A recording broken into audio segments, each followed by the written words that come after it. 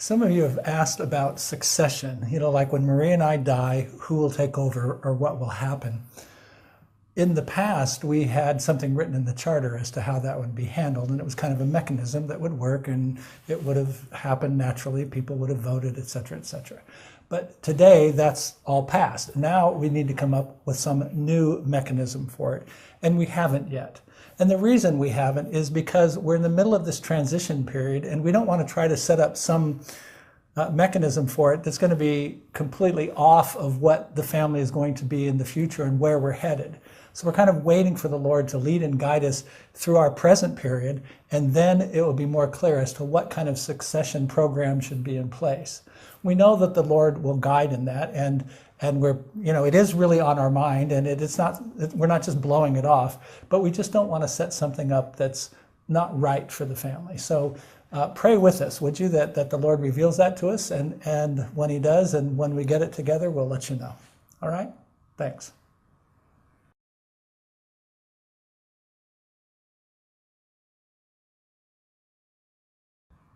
Have you found it harder to get your word time? I know I have. We used to live in situations where everything was kind of mandated, and then all of a sudden you're kind of on your own, and you have to learn how to discipline yourself to get the word time that you need. And now many of you are in different situations, and you're having to get up in the morning and rush out the door. First, you got to get your coffee, say hi to your kids, your grandkids, whatever. You got to get out the door, get in the car, and be on your way to work. And you don't have that time that you used to have for devotions and prayer together and all of that. And it's a real challenge, isn't it?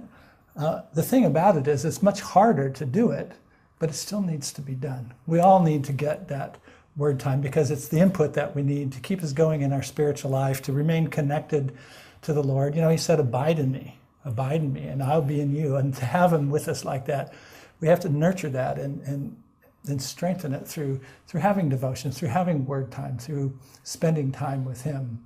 I know it's a lot harder. A lot of you have to travel to work and things like that. So you have to kind of find the ways to fight to make it happen. Get some audios, or if you're on a bus, bring a book, or bring your Bible, or bring your iPod, or sign up to the portal and get it on your phone so you can read or listen on the way to work, or things like that.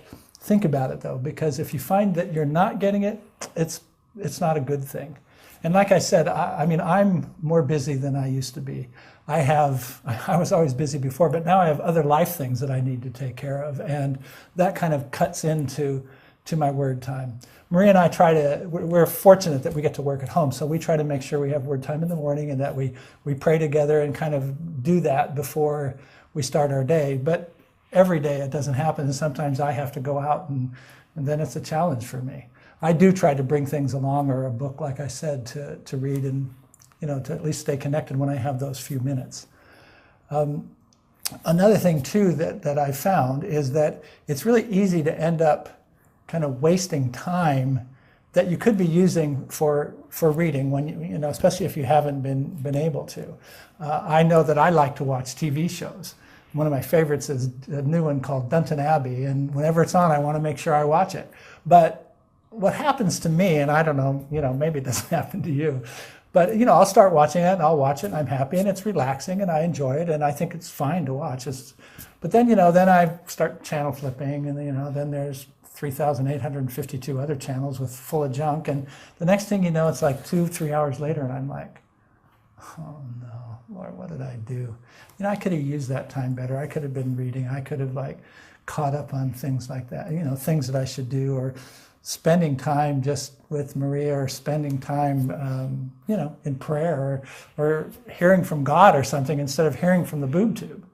So it's not that it's bad to watch any of those things, but you got to keep those in check because they're time stealers. The internet, getting on, surfing, watching the news, watching the news in 15 different languages, and watching TV news, it's just a time waster. So if you're having a hard time getting the word, focus on it. Realize you have a relationship with God, and relationships require time and communication and effort and heart to heart and things like that. And if you don't have the time for it, just like your marriage, you kind of start drifting apart. Or just like with your kids, you all of a sudden you realize you're just not connected the way you used to be.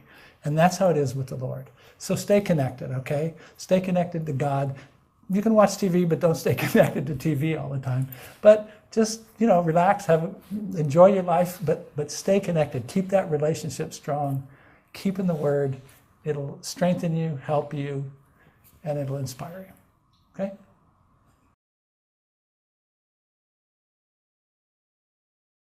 Some people have asked me if I've had any new experiences from the reboot, and I've had a number, but one that really sticks out to me is something that I've been doing lately, and that is I'm attending a theology school. Well, I'm going to a class at a theology school, and it's pretty interesting. It's a Presbyterian one, and I don't really agree so much with Presbyterian theology, and you'll be reading about it and part of it all pretty soon. But something that's really, really nice for me that I really enjoy is this. I get to go and sit down in the class, and there's some other guy that's up there at the front talking. And he's a good teacher, by the way. And I get to sit there and actually listen to what somebody else is saying and take notes and learn from it. And it's a relief because, almost any time I go anywhere for the last many, many years when it's family related, I'm always the guy up front. I'm always the guy that has to prepare ahead of time and get up there and talk. And having the opportunity just to relax, sit back and listen has really been fun. But I think about that guy that's up there. He's a preacher and he's a really good teacher. And I think, man, God bless him. He does this like on a regular basis. He puts in the time. He does all that. And God bless him for it. And thank God I don't have to do it.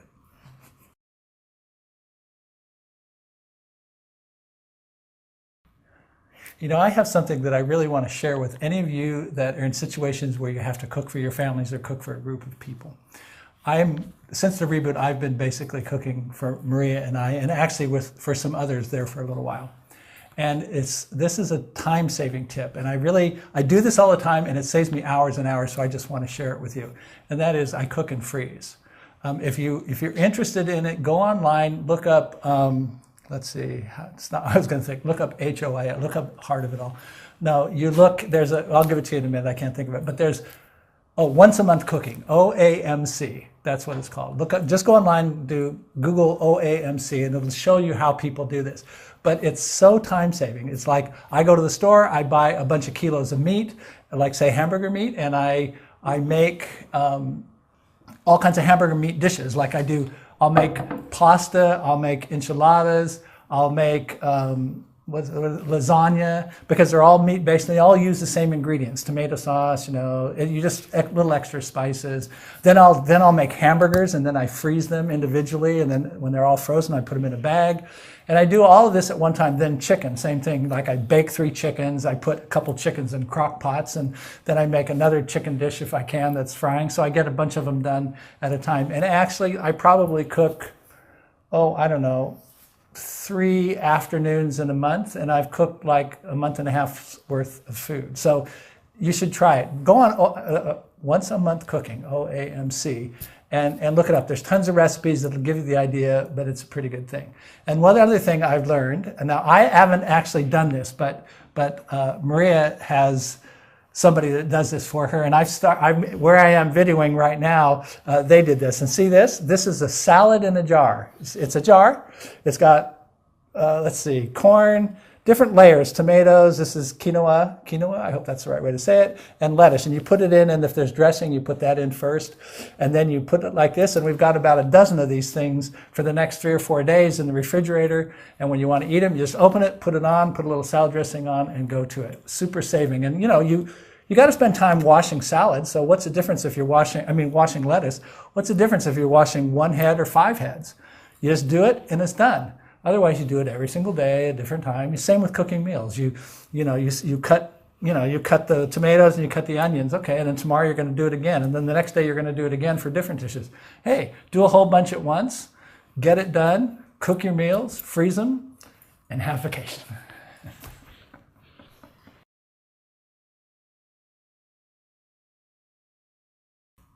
A number of you have written asking why there isn't any new family music. And the answer to this is very simple. We just don't have the money for it. We had to cut back on it. It wasn't something that could be put first and foremost. Personally, I wish we did have the money, and I wish we could get more music, because I love family music. It's so inspiring, isn't it? I do know, though, that a number of musicians are writing new songs. I saw there was an ad that Jerry Palladino has a site where he does one song a month, and I went on there. It's a beautiful site and it's beautiful music, and that's one venue for you musicians to get your music out to the family, is to post it somewhere, do a site, put it on YouTube, and then write the GNB to tell them, I have my songs here, so family members can go and get them and enjoy them and be edified by them. I think that'd be really great. Maria was talking with somebody the other day, and she said, oh, look, they did this song. Look at this song. And she went on YouTube, and she had her eyes closed and was listening, and I had my eyes open, and I was watching and listening, and it was just wonderful. So please, you musicians, if the Lord's giving you new songs, find ways to record them. Just even play them on your guitar and put them out there, because the family could really benefit from it, and it would be a real gift to them from you. Thanks.